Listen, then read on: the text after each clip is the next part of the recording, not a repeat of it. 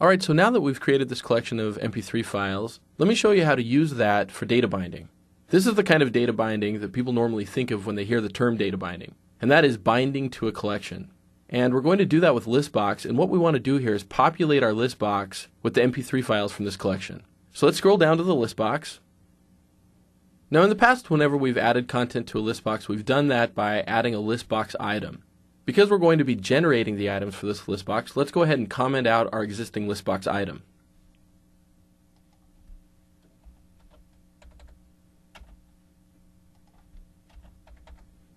And now let's set a property on the ListBox that's called item source.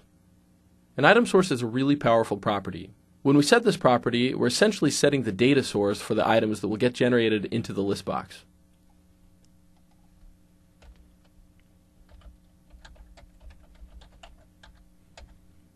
And now as the value for the item source property, we want to use a reference to the resource that we created earlier.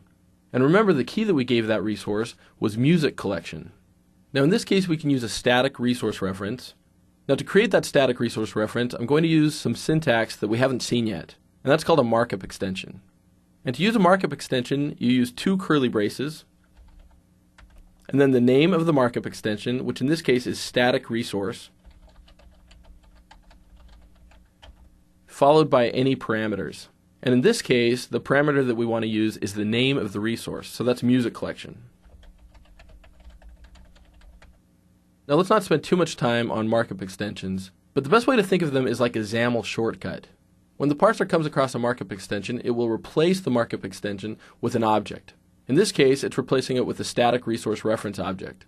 And then it passes the parameter to music collection, and the result is that we get a reference to our music collection resource. Alright, so let's go ahead and run the application, and then I'll explain to you what's going on.